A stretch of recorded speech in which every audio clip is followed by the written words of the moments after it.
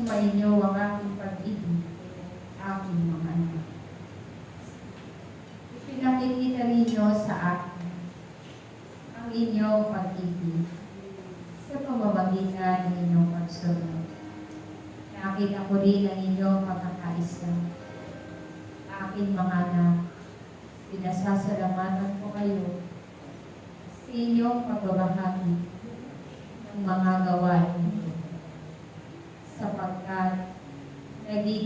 matibay ang inyong pagsunod.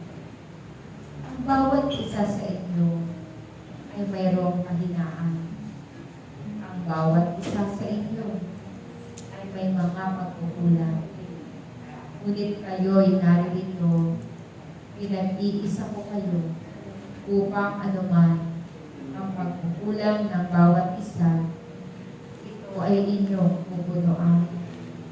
Sapagkat narito kayo, hindi magpataasan, bagkus kayo ay mapuno ng kababaang loob.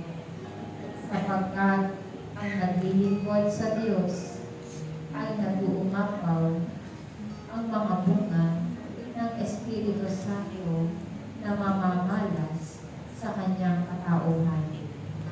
At kapag ito ay inyo nang natanggap, susunod na ang mga kapangyarihan. Sapagkat aking mga anak, taglay nga ninyo ang kapangyarihan na nagmumula sa Espiritu Santo. Kung wala naman kayong pag-ibig sa bawat isa, ito'y mawawala ng kabuluhan. Kaya kayo sa tuwing kayo'y magtitipan, naway isa sa isip at isa sa puso ninyo ang mga mensahe na patuloy kong ipinararating sa inyong lahat, upang nang sa ganon, kayo ay mabago sa araw-araw. At kayo'y pinasasalamatan ko sapagkat hindi kayo humihinto. Iniaalay ninyo ang inyong lakas. Iniaalay ninyo ang inyong buhay. Kaya't aking mga anak, ano man ang inyong gawin sa pamamagitan ng inyong pagkakaisa, kayo'y hindi mabibigo. Ako, si Yahweh, ang Diyos, na taglay ninyong lahat sa inyong puso. Kaya't aking mga anak, patuloy kayong magmahalan, patuloy kayong magkaisa, upang ang komunidad na ito ay patuloy na mahayag na akong si Yahweh ay Diyos na buhay, makapangyarihan, na inyong pinaglilingkuran ay makilala ng lahat sa pamamagitan ng inyong kababaang loob.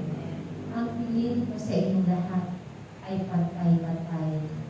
Bagamat mayroong mga nauuna at mayroong mga nahuhuli na aking pagkalooban, ngunit ang lahat ng iyan ay huwag ninyong magtakan, sapagkat akong si Yahweh ang nakababati ng inyong kakayahan.